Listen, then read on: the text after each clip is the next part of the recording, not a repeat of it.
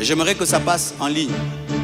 Comme le combat est sur Internet, la réponse est sur Internet également. Aujourd'hui, je serai un peu hors sujet par rapport au grand thème « Découvre, expérimente sa présence ». Je vais y revenir en semaine. Mais nous devons traiter certains problèmes. Je recevais de le faire, mais j'attendais le temps de Dieu parce que dans la guerre, on n'utilise pas les armes en désordre. Et j'ai demandé à Dieu tous les signes et il m'a donné tous les signes pour que je puisse donner ce message.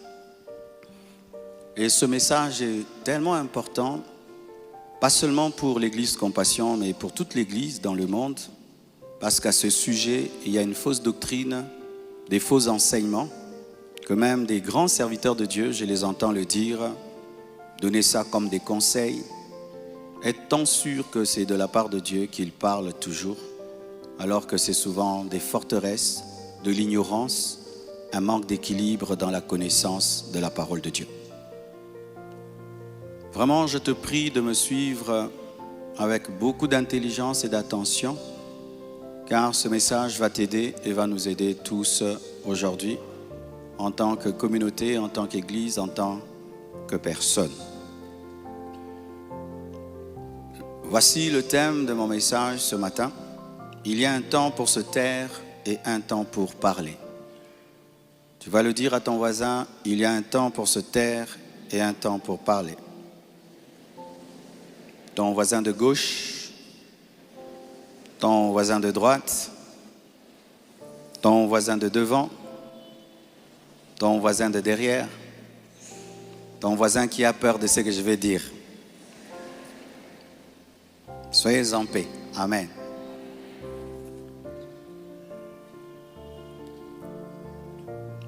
Pour ceux qui se souviennent aux études bibliques du mercredi, j'ai déjà enseigné sur ça. Le thème c'est « Est-ce qu'un chrétien peut se justifier ?» Qui a déjà suivi cet enseignement? Je vous prie d'aller sur YouTube et de suivre cet enseignement que j'ai donné il y a très longtemps sur « Est-ce qu'un chrétien peut se justifier ?» Et la réponse que j'avais donnée, c'est qu'un chrétien ne peut pas se justifier devant Dieu. Parce que notre justice devant Dieu est acquise au travers de l'œuvre de Jésus-Christ pour nous. Mais est-ce qu'un chrétien peut se justifier devant les hommes? C'est là souvent la grande question et là où il y a beaucoup d'erreurs doctrinaux. Oui et non. Un chrétien peut se justifier devant les hommes et il peut aussi ne pas se justifier. Car il y a un temps où tu peux te justifier, un temps tu ne dois pas te justifier, mais un autre temps tu dois te justifier.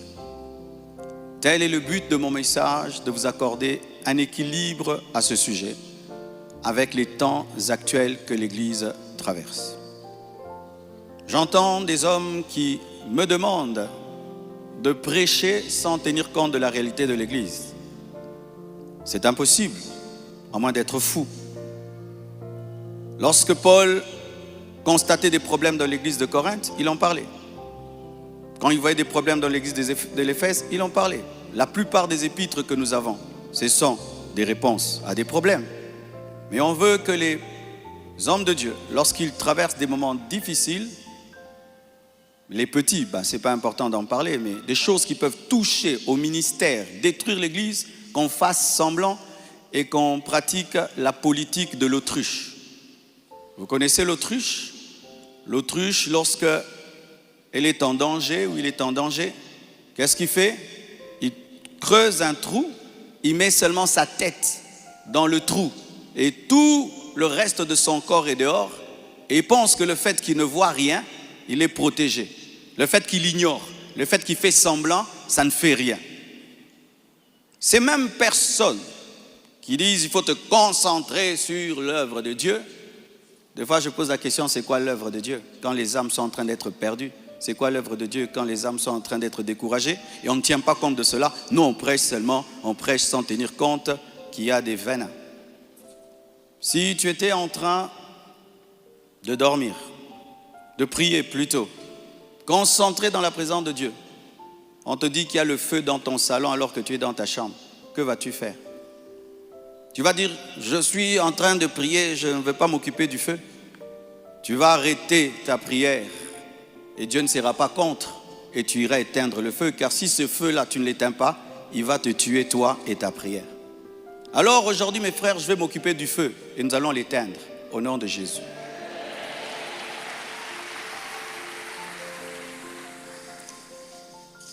Voici le texte de ce matin. Néhémie 4, versets 15 à 17, nous sommes debout afin d'honorer la parole du Seigneur.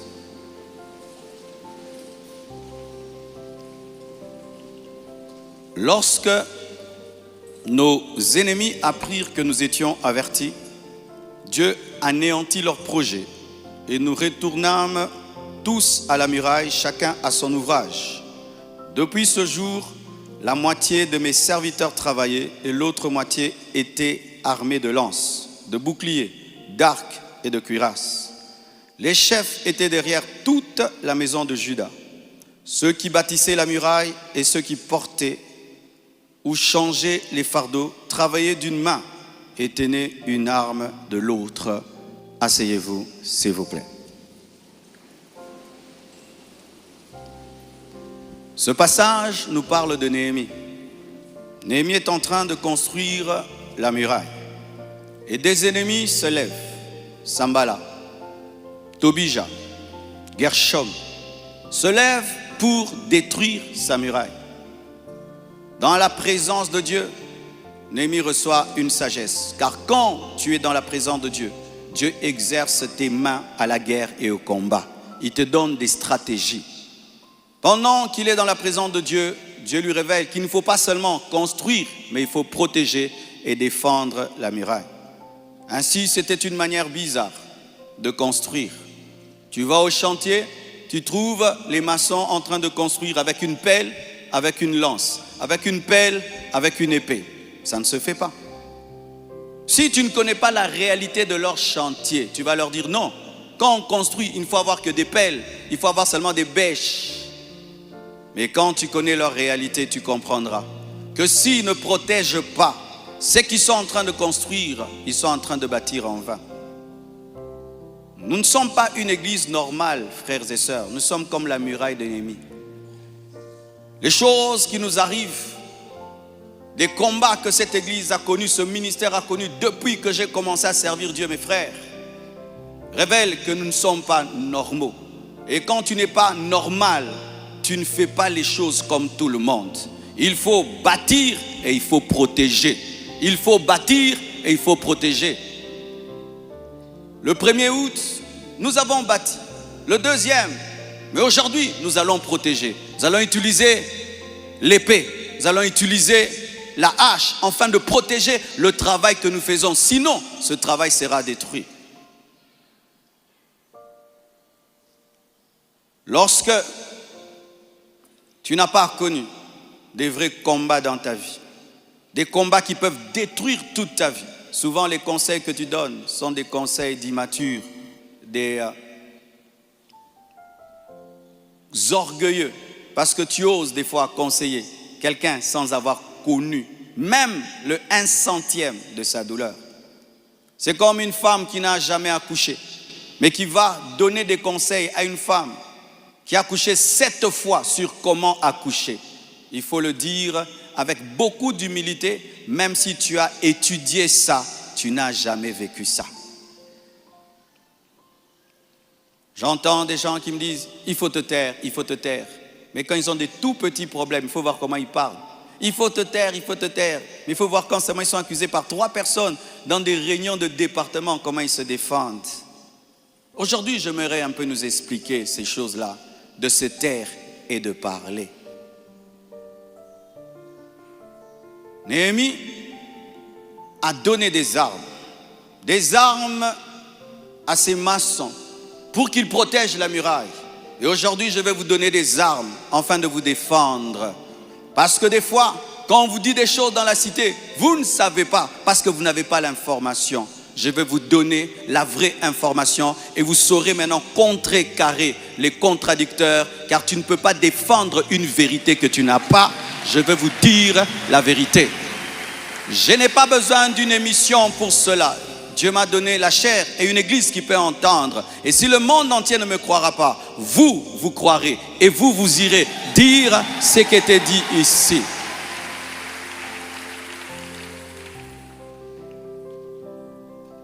« 2 Corinthiens 10, versets 4 à 5, la Bible dit. Car les armes avec lesquelles nous combattons ne sont pas charnelles, mais elles sont puissantes. Par la vertu de Dieu, pour renverser des forteresses, nous renversons les raisonnements et toute hauteur qui s'élève contre la connaissance de Dieu et nous amenons toute pensée captive à l'obéissance de Christ. » Dans le ministère de Paul, il y avait 2 ennemis. 1, les puissants de ténèbres. 2, les faux raisonnements qui cherchaient à renverser et amener à l'obéissance à Christ. Le problème dans la marche avec Dieu, ce n'est pas seulement Satan, c'est aussi l'ignorance. C'est aussi une manière de mal réfléchir.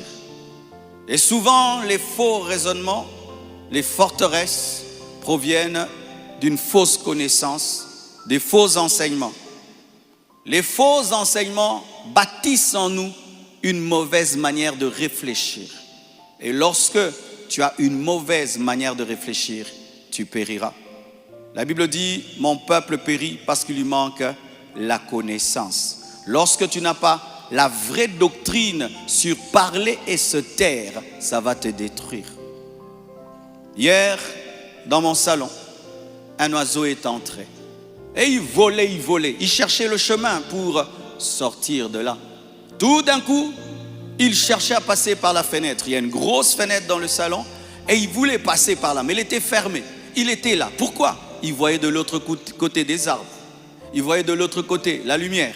Et se disait, la sortie c'est là. Et il a fait des heures.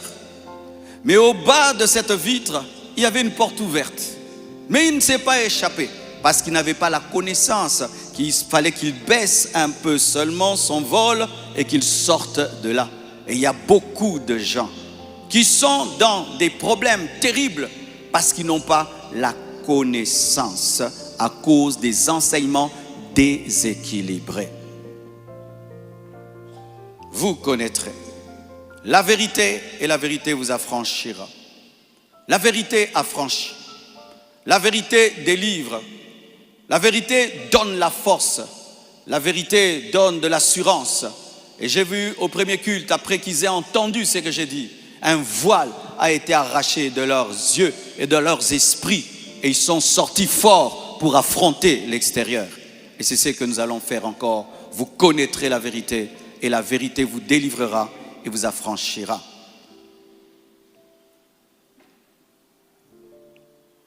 Ecclésiaste 3, verset 7, parle de notre thème. Le sage, Salomon, l'homme qui a reçu la sagesse surnaturellement. Pas qu'il a étudié beaucoup, non. Il a prié et Dieu lui a donné.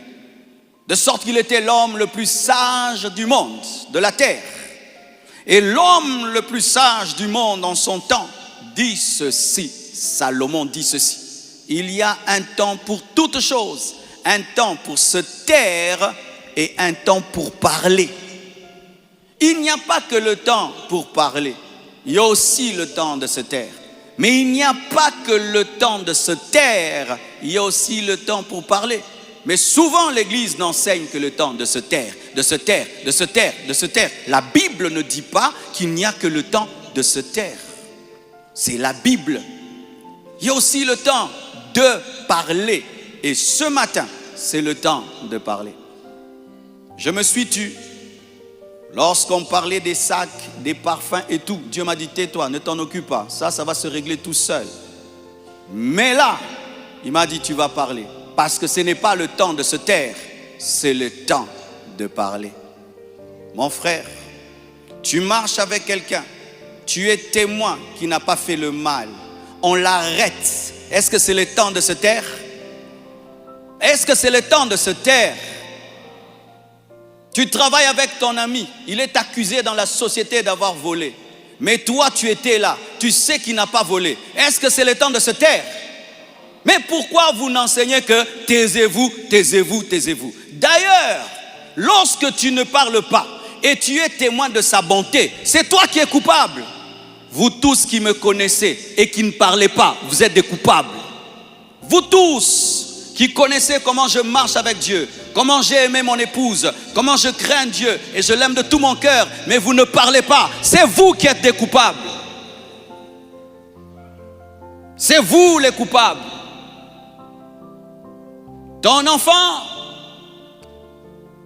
revient à la maison à 16h. Et puis on dit qu'il a tué quelqu'un à 18h. Toi, tu as la preuve que depuis 16h, il était là. Que vas-tu dire devant le juge? Je vais me taire, Dieu va combattre pour mon enfant. Tu vas prouver que ton enfant était à 16h. Mais quand il s'agit des hommes de Dieu, taisez-vous, taisez-vous. Mais si vous voulez qu'on se taise, vous parlez qu'on était déjà à la maison à 16h. Ce n'est pas de votre faute. Ça a toujours été enseigné comme ça. C'est le conseil qu'on lance à quiconque est calomnié, à quiconque est attaqué publiquement, parce qu'on n'a que ça. Mais on ne fonde pas une doctrine sur un verset. Il y a un temps pour se taire et un temps pour parler. J'aime ce verset. Souvent, c'est une contradiction quand tu es un nouveau lecteur de la Bible que tu ne comprendras pas. Mais quand tu grandis, c'est tellement beau, cette contradiction qui n'est pas une contradiction. Proverbe 26, versets 4 à 5. Proverbe 26, 4 à 5.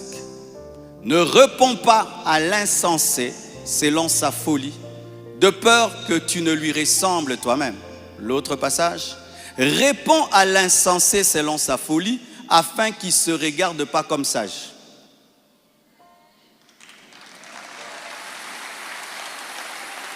Comment comprenez-vous ce passage? La plupart des temps, nous aimons le premier verset. Ne réponds pas à un insensé, tu vas ressembler à un insensé. Quand tu as des beaux habits, on ne se bat pas avec celui qui est ça. Quand tu es un fou, on ne se bat pas avec un fou. La Bible dit quoi? Il y a un temps pour ne pas répondre à un insensé de peur de lui ressembler. Mais il y a un temps pour répondre à l'insensé de peur qu'il pense qu'il est sage. Quand est-ce que tu accomplis ces deux versets? Selon la direction de Dieu. Il y a un temps, Dieu te dit, ne lui réponds pas, tu vas lui ressembler. Il y a un temps, Dieu dit, réponds-lui, il va croire qu'il est sage. Et moi aujourd'hui, c'est le deuxième verset. Je vais répondre à l'insensé de peur qu'il pense qu'il est sage. La Bible. Et je ne change pas la doctrine. Non, j'ai toujours enseigné ça. Sinon, tous ces frères et sœurs qui sont des avocats pêchent parce qu'ils empêchent les gens de se taire. Vous qui êtes des avocats et qui dites aux gens, tais-toi, Dieu va combattre pour toi. Pourquoi maintenant vous combattez pour les innocents? Laissez aussi que Dieu combatte pour eux. Vous allez encore couper cette prédication pour dire que non, Marcellus est contre les avocats. Est-ce que moi je peux être contre les avocats? Moi j'ai des avocats. Frères et sœurs, nous connaissons Paul, n'est-ce pas? Il est le modèle de nous tous. Miracle, prodige, enseignant. Paul a écrit le 3/4 de la Bible. Paul, on mettait des habits sur son corps, on va avec, les gens sont guéris. Mais Paul, un jour, il a des problèmes, il est arrêté. Dans Acte 26, versets 1 à 29, il est arrêté. Voyons voir s'il s'est justifié ou il a dit que l'Éternel combattra pour lui, il ne va pas parler. Lisons. Agrippa dit à Paul, il t'est permis de parler pour ta défense. Donc il t'est permis de te justifier, n'est-ce pas? Il t'est permis de parler pour ta défense. Et Paul, ayant étendu la main, se justifia en ces mots. Se justifia. Paul se justifia. Paul se justifia. Paul se justifia. Paul se justifia. Paul se justifia. Paul s'est tellement justifié que ça a pris tout un chapitre, 29 versets de justification. Ne connaissait-il pas la Bible qui dit « Gardez silence, l'Éternel combattra pour vous » Il connaissait, mais il savait que là, je dois parler pour que Dieu me défende. Il y a un temps, tu dois te taire et Dieu te défend. Mais à un autre temps, tu dois parler pour que Dieu te défende au travers de tes propres paroles. Pour que Dieu te défende au travers de tes propres paroles. Pour que Dieu te défende au travers de tes propres paroles. C'est quand tu vois quelqu'un, il va devant un tribunal. Il dit, je n'ai pas besoin d'avocat, vous ne parlez pas bien. Moi-même, je parle. Et puis, il gagne le procès. Et écoutez Paul. Il t'est permis de parler pour ta défense. Et Paul, ayant étendu la main, se justifia en ces termes. Je m'estime heureux. Il était heureux de se justifier. Roi Agrippa, d'avoir aujourd'hui à me justifier devant toi de toutes les choses dont je suis accusé par les Juifs, car tu connais parfaitement leurs coutumes et leurs discussions. Il était heureux. Il a fait avec joie.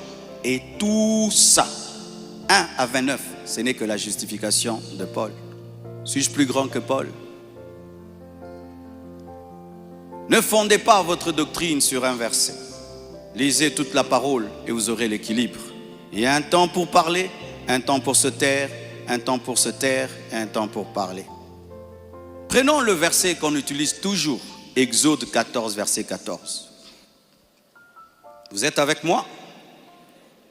L'Éternel combattra pour vous et vous gardez silence.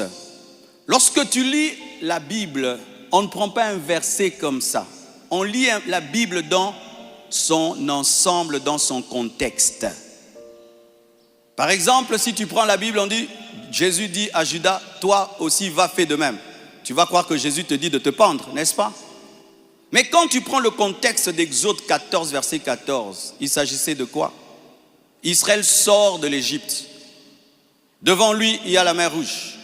À gauche, une montagne. À droite, une montagne. Derrière le Pharaon. Israël commence à murmurer. Oh, nous allons mourir. Moïse, qu'est-ce que tu nous as fait? Nous allons mourir. Ils n'étaient pas face à des calomnies et des accusations. Ils étaient face à un besoin de miracle. Ce verset-là n'a pas été donné lorsqu'on t'accuse. Ce verset a été donné lorsque tu as des problèmes. Dieu te dit, sois calme, aie confiance, je vais faire le miracle. Ce n'est pas un verset qui parle de garder silence lorsqu'on te dit que tu as violé alors que tu n'as pas violé. Ce n'est pas le verset. Ce n'est pas le verset, mes frères, ce n'est pas le verset. Et beaucoup d'entre vous, tu pouvais déjà sortir de ton problème. Je me tais seulement. Mais ta réputation est en train de se détruire. Dieu ne t'a pas dit de te taire, il a dit de te justifier. Si vous n'êtes pas d'accord, un verset, il s'applique seulement à la chair. Dans la vraie vie, non. Mais vous tous, dans la vraie vie, vous vous justifiez. Dans vos couples, vous vous justifiez. Au travail, vous vous justifiez. À deux, vous vous justifiez. Mais la Bible, elle est la Bible seulement devant la foule. Et en secret, elle n'est pas la Bible. S'il ne faut jamais se justifier, même devant une personne, il ne faut pas se justifier. C'est souvent, ne te justifie pas en public, mais justifie-toi dans les réunions. Non, la Bible reste la Bible dans les réunions et en public. Il y a un temps de se taire en public, un temps de parler en public, un temps aussi de se taire en secret et de parler aussi en secret. Acclame le Seigneur.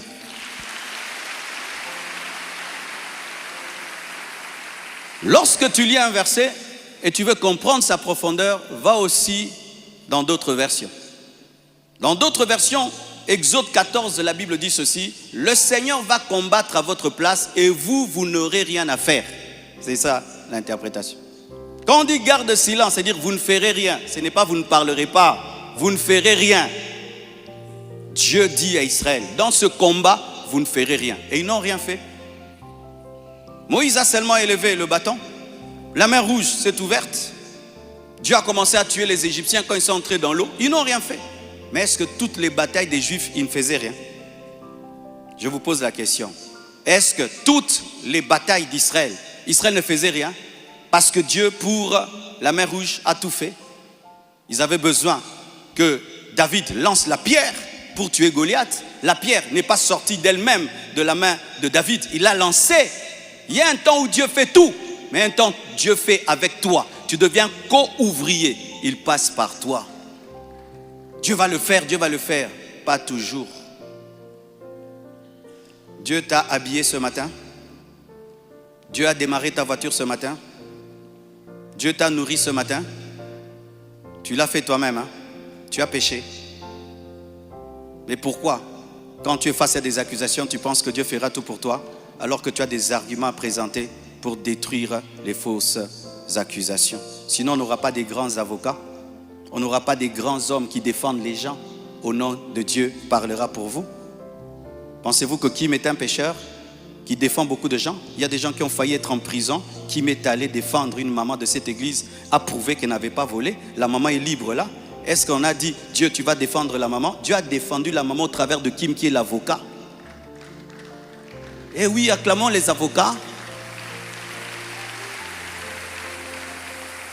Non, Jésus est mon avocat, je n'ai pas besoin d'avocat. Ah bon? Frères et sœurs, prier n'empêche pas d'être intelligent.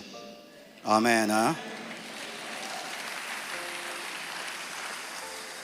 La même Bible qui dit, le Seigneur va combattre à votre place et vous n'aurez rien à faire. La même Bible revient dans Néhémie 4, verset 14. Elle dit ceci, Néhémie 4, verset 14. Je regardais et m'étant levé, je dis aux grands, aux magistrats et au reste du peuple, ne les craignez pas. Souvenez-vous du Seigneur, grand et redoutable, et combattez pour vos frères. Et combattez pour vos frères. Là-bas on dit ne combattez pas, ici on dit combattez. Pourquoi? Il y a un temps, tu ne fais rien, Dieu fait tout. Il y a un temps, tu dois t'armer, tu dois parler, tu dois te battre, tu dois travailler, tu dois étudier. Il y a un temps où Dieu fait tout. Un temps toi-même, tu dois le faire pour que Dieu le fasse. Combattez pour vos frères, pour vos fils et pour vos filles, pour vos femmes et pour vos maisons. Dieu dit combattez, combattez vous-même. Frères et sœurs,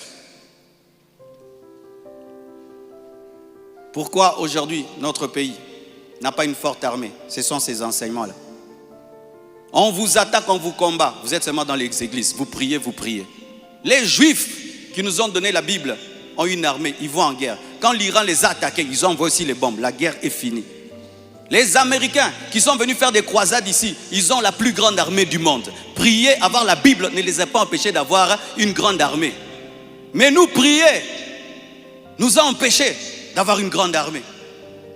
Est-ce que parmi vous, il y a même quelqu'un qui rêve d'être un grand général d'armée? Non, c'est un péché. Mais quand on a des problèmes, qui on appelle? Mon général, mon général. Laissons les généraux tranquilles. Oui, nous tous ici, quand tu as un frère qui est général et qu'on t'arrête, tu appelles qui? Frères et sœurs, si la Bible devient une faiblesse, donc on ne comprend plus la parole de Dieu. Et aujourd'hui, j'aimerais un peu clarifier certaines choses. Comme je vous ai dit, il y a des choses qui ont commencé depuis le mois de juin et le Seigneur m'avait dit de me taire parce que ça allait finir tout seul. Et j'ai vu comment c'est fini tout seul. Mais il y a d'autres niveaux d'attaque. Dieu m'a dit là, tu vas parler. Soyez en paix. Dieu m'a donné la sagesse de parler maintenant. Soyez en paix, respirez.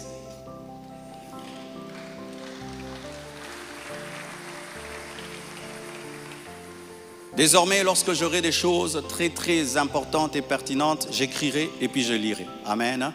Comme ça, je reste vraiment dans ce que je devais dire et ce que Dieu m'a demandé de dire. Shalom bien-aimé. Et j'aimerais que ça passe en ligne. Comme le combat est sur Internet, la réponse est sur Internet également.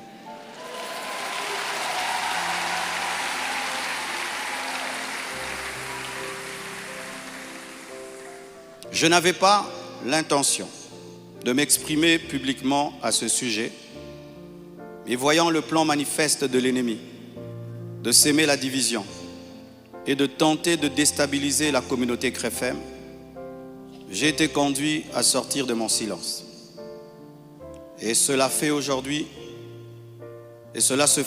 dans toutes les extensions compassion dans le monde. Les pasteurs vont parler en résumé ce que je suis en train de dire ici, car les fidèles ont besoin de réponses.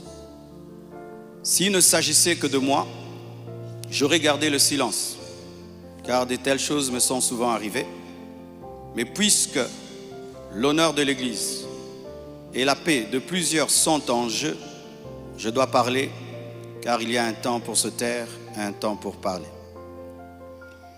Suite au décès de mon épouse Blanche, j'avais pris l'initiative de faire construire une maison pour ma belle-mère en mémoire de sa fille. Et c'était ça le plan d'ailleurs, je ne sais pas s'il y a les photos, c'était ça le plan de cette maison R+1. Par amour pour elle, par amour pour sa fille en mémoire d'elle.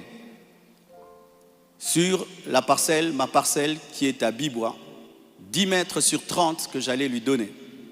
10 mètres, 15 mètres sur 30, ou 10 mètres sur 30, j'ai oublié.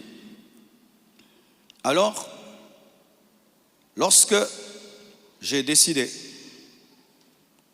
de le faire, le projet était déjà en cours avec son fils et un architecte, d'ailleurs celui qui est en train de nous construire ici.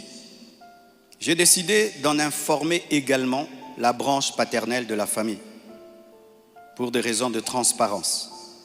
C'est alors que l'on m'a demandé de donner la même chose en espèces pour la famille paternelle, ça veut dire l'argent que je vais dépenser pour construire cette maison pour la maman, que je donne aussi la même somme du côté du papa. J'ai expliqué que je ne pouvais donner que 250 000 $ pour l'ensemble des deux familles, considérant que je n'ai qu'une seule belle famille et qu'il leur revenait de se répartir cela entre eux. Mais à ma grande surprise, on m'a dit que la maison était considérée comme un cadeau que Blanche avait promis un jour et qu'elle ne comptait pas donc dans l'héritage. Ils exigeaient donc une somme supplémentaire pour atteindre un total de 800 000 $.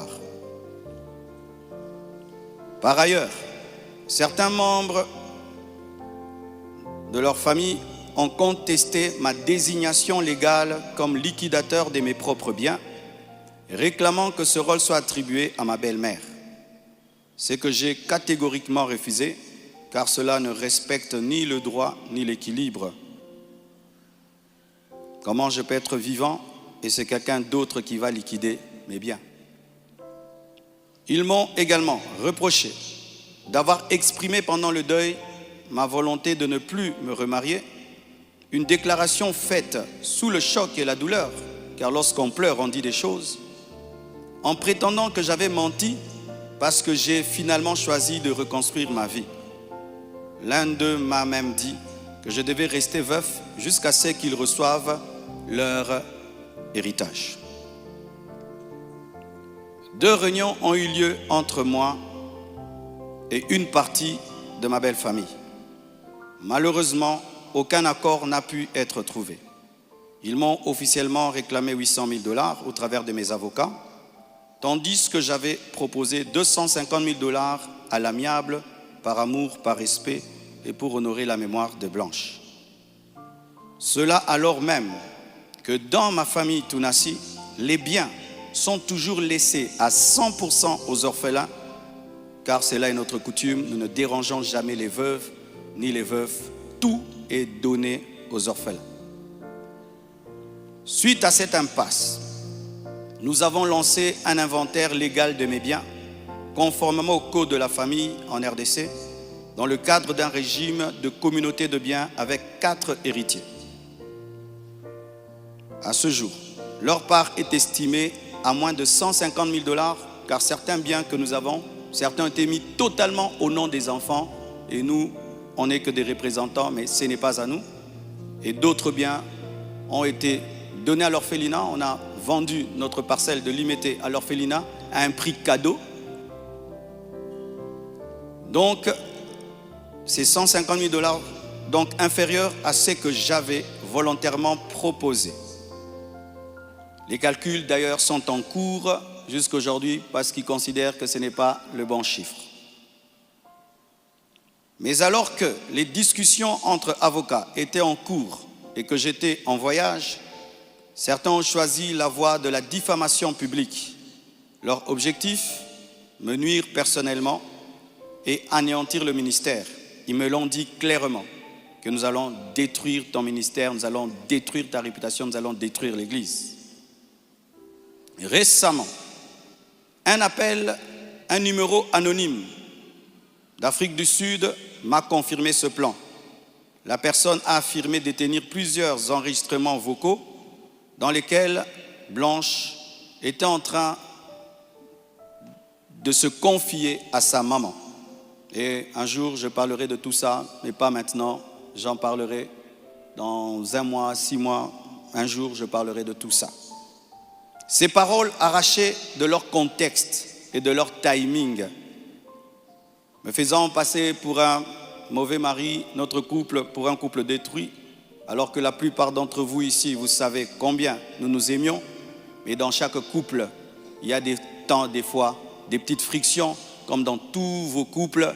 Et en 18 ans, jamais nous n'avons parlé de divorce. Je ne l'ai jamais frappé, je ne l'ai jamais insulté, je ne l'ai jamais tapé.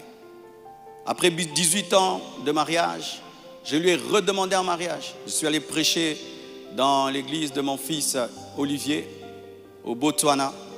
Tout ce qu'il m'a donné pour me bénir, je lui ai acheté une bague en diamant et je lui ai redemandé en mariage. Elle avait même témoigné dans une émission ici. Quand vous voyez ces dernières vidéos, cette femme était heureuse, était épanouie. Aujourd'hui, on veut changer toute cette belle histoire en un couple détruit. C'est totalement faux.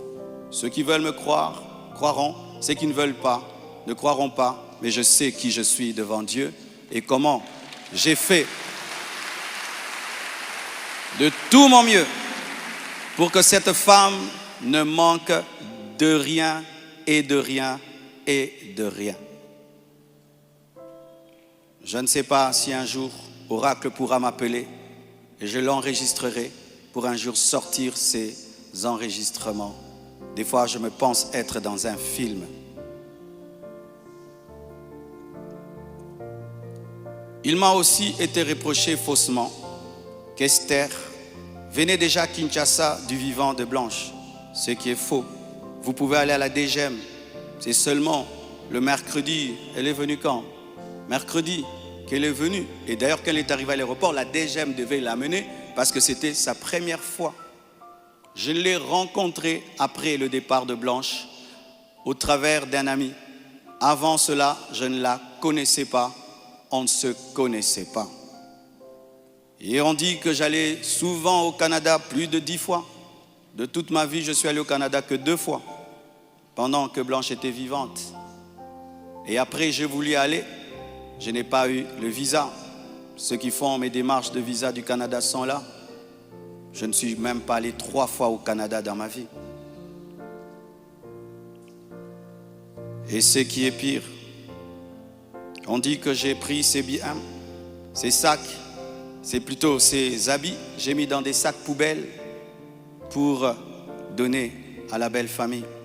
Est-ce que toi, tu gardes tes habits dans des sacs poubelles pour que moi j'ai des sacs poubelles à mettre des vêtements? On a mis ces habits dans des valises et dans des gros sacs parce qu'il y en avait beaucoup. Quand ils sont venus prendre les habits, ils ont cru qu'il y en aurait quelques-uns. Il n'y avait pas assez de place dans leur voiture. J'ai dû leur prêter même un bus pour amener les habits. Il y avait au moins 4 grandes valises et des grands sacs. Les sacs là qu'on utilise quand on a trop de vêtements. Mais ce ne sont pas des sacs poubelles. Plus de 6, si j'ai oublié. J'ai même la photo, je compte parce qu'il faut être précis. C'est ça, 4 valises et 1, 2, 3, 4, 5, 6 grands sacs. Et si certains doutent, je vais vous envoyer tout ça au président des départements. Vous aurez ces photos. Tout ça, pourquoi?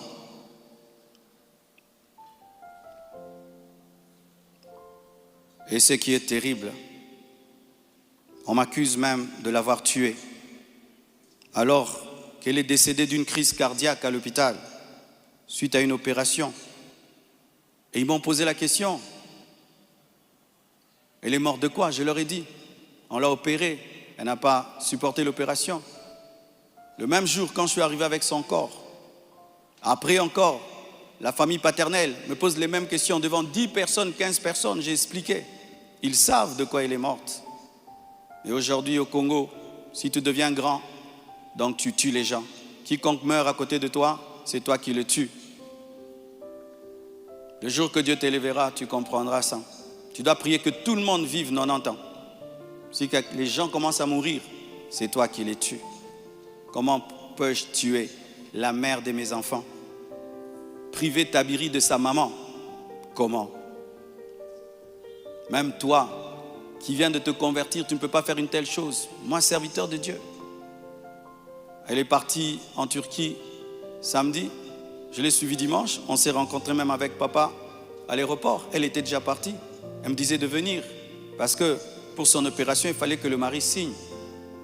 Et je suis arrivé, j'ai signé. Même pour une césarienne, on signe. Elle est partie, elle n'est jamais plus revenue.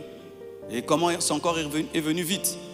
Frère, le problème souvent, c'est que les gens attribuent aux autres leur pauvreté.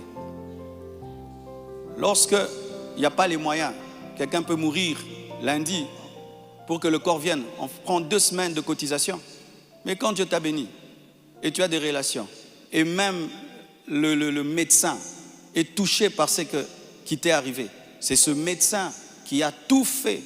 Je dis, je ne peux pas dormir dans votre pays, je ne peux pas rester, je ne peux pas supporter.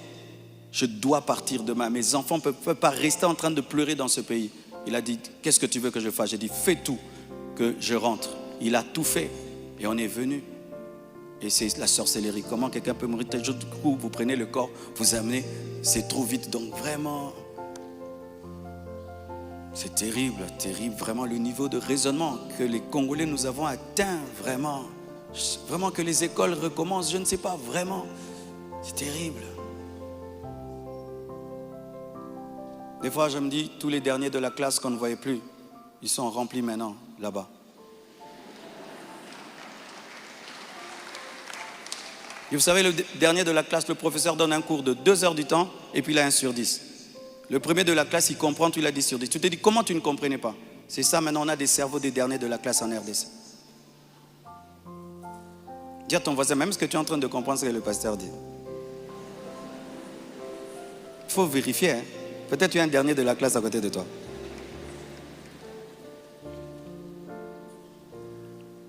Tout cela n'est rien d'autre qu'un chantage motivé par l'appât du gain, car cette personne me dira, donne-nous l'argent, nous avons des voices, sinon nous allons te détruire. Tout ça, c'est un chantage motivé par l'appât du gain. Pourtant, malgré tout, j'étais disposé, je suis disposé à donner 250 000 $ par respect pour Blanche et pour sa famille et pour la paix. Mais je ne peux pas accepter l'injustice d'une exigence démesurée de 800 000 $. Comme je vous dis toujours, cette église n'appartient pas à mes enfants. J'ai investi 26 ans de ma vie dans cette église, mais rien n'est à mes enfants. Qu'est-ce que mes enfants auront? Les quelques biens que j'ai, c'est à eux. Ils ne viendront pas un jour vous déranger ici. Et donc je ne peux pas donner par peur ou par chantage ce qui est à eux. Ils diront, tu es quel genre de père? Et l'église, ce n'est pas nous. Et ce que tu as n'est pas à nous. Je ne le ferai pas. C'est pourquoi j'aimerais dire aux veuves et aux veufs, ne vous laissez pas dépouiller. Ne vous laissez pas dépouiller. Ne vous laissez pas dépouiller. Ce que je prêche, je le vis. Mon combat, c'est que je vis ma prédication, mon message. Mon combat, c'est le message de la sainteté qui dérange. Mon combat, c'est que une fois, j'ai vu l'esprit du léopard et il m'a dit, tu veux me combattre? Ce pays est tenu par un esprit de léopard, un esprit méchant. Regardez comment nous sommes devenus méchants. Regardez comment nous sommes devenus méchants, mes frères. Cette méchanceté démoniaque satanique. Et quand j'ai vu cet esprit, vous avez vu tout ce qu'on a connu. C'est pourquoi, pour finir, je vous prie, ne cédez pas à la haine. Au-delà des personnes visibles, il y a un combat spirituel. C'est une attaque de l'esprit de léopard que Dieu m'avait déjà révélé. Un esprit rusé et violent qui cherche à abattre les hommes de Dieu et à ravager les familles. Bénissez ceux qui vous persécutent. Priez pour ceux qui vous calomnient. Matthieu 5, verset 44. Ce n'est pas le moment de combattre dans la chair. Restons enracinés dans la vérité dans l'amour et dans la prière. Pour ceux qui souhaitent des informations juridiques fiables, je vous invite à contacter mes avocats, le maître Béladé et le maître Abed, qui sont des fils de la maison. Et sachez que toute chose concourt au bien de ceux qui aiment Dieu. Romains 8, verset 28. Et je rends grâce à Dieu pour toutes mes épreuves et tous mes combats. Je suis l'un des hommes de Dieu aujourd'hui les plus persécutés dans ma génération. Quand je regarde mes amis, mes pères, des fois je me dis, Satan vous a oublié ou quoi? Mais je rends grâce. Ça fait de nous une église 4x4. Les gens sont étonnés. Comment cette église n'est pas morte? D'ailleurs, ça grandit. On vous insulte, vous allez à l'église. Vous allez mercredi, vous allez vendredi. Venez 25 matins, une église 4x4. Car ce qui ne te tue pas te rend fort. Et avec Dieu, nous ferons des exploits. Alléluia! Ce message est l'avant-dernier que je ferai à ce sujet. Après le suivant, dans des mois, pas 25 matins, je vous laisse tranquille, les mêmes équilibres, profondeur. Après, une seule chose après. Et puis, on n'en parlera plus. Ceux qui voudront croire, croiront. Mais sachez que moi et vous, nous devons continuer à bâtir comme Néhémie, une main à l'œuvre et l'autre sur l'épée. À bon entendeur, salut, que Dieu vous bénisse abondamment. Acclamons le Seigneur. Nous sommes debout. Nous allons bénir tous ceux qui veulent la destruction de cette église. Nous allons bénir tous ceux qui nous maudissent. Nous allons bénir tous ceux qui travaillent, que cette œuvre sèche. Nous allons les bénir et prier pour eux. Prions au nom de Jésus. Nous allons à Bruxelles pour le mariage. Alléluia. Le Seigneur m'a donné Aïcha Esther Lala Aluseni. C'est ça son nom. On l'appelait Aïcha parce qu'elle était musulmane. Et elle s'est convertie, on l'appelle Esther. Elle s'appelle aussi Lala. Aluseni, c'est le nom de sa famille. Maintenant, c'est Tounassi.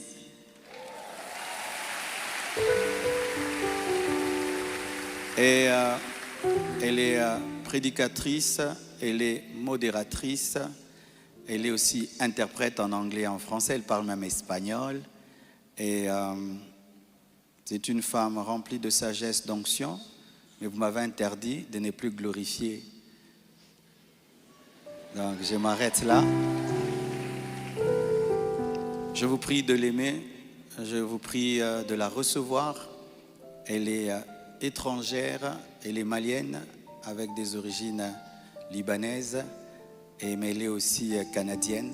Elle a quitté le Canada pour venir dans les embouteillages congolais et tout ça. Vraiment, chaque jour, je prie pour elle, Nzambe, à mon athée. Jusque-là, elle ne comprend pas le lingala. Dans Tokyo, Tonge Mukena lingala. Mais pour être clair, moi et elle, on ne se connaissait pas. Nous nous sommes rencontrés au travers du prophète Ézéchiel après le départ de Maman Blanche. J'en ai déjà parlé dans une vidéo qui est en ligne. Suivez cela. Sinon, vraiment, que Dieu vous bénisse abondamment.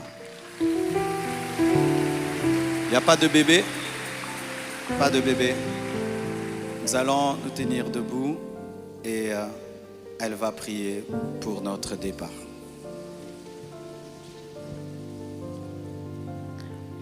Seigneur, nous te rendons grâce cet après-midi pour ce deuxième culte. Nous te disons merci, Père éternel, parce que tu nous as fait la grâce que ce culte se passe bien et que ce soit un culte où nous avons la foi, que les cœurs ont été transformés et que les mentalités ont été transformées également. Nous te recommandons d'ores et déjà le culte de demain, la suite des 25 matins en ce lieu. Nous te les recommandons, nous te recommandons l'orateur de demain. Seigneur, nous prions que comme le thème l'annonce, que tu nous permettes de découvrir et d'expérimenter ta présence en ce lieu. Seigneur, nous prions que ces 25 matins ne soient pas des 25 matins ordinaires, mais que nous puissions voir un avant et un après 25 matins. Qu'il y ait un changement palpable dans la vie de toute personne ici présente. Qu'il y ait des miracles, qu'il y ait des signes, qu'il y ait des prodiges qui prennent place à ceux qui en ont besoin. Bénis le retour de tout un chacun. Que ta semaine soit bénie au nom de Jésus. Que ta famille soit bénie au nom de Jésus. Que tes affaires soient bénies au nom de Jésus. Que tes enfants soient bénis au nom de Jésus. Que tout ce que tu entreprends prospère au nom de Jésus. Et que ta semaine soit bénie, bénie, bénie. C'est dans le nom de Jésus-Christ de Nazareth que nous avons ainsi prié. Église La Compassion, ensemble nous disons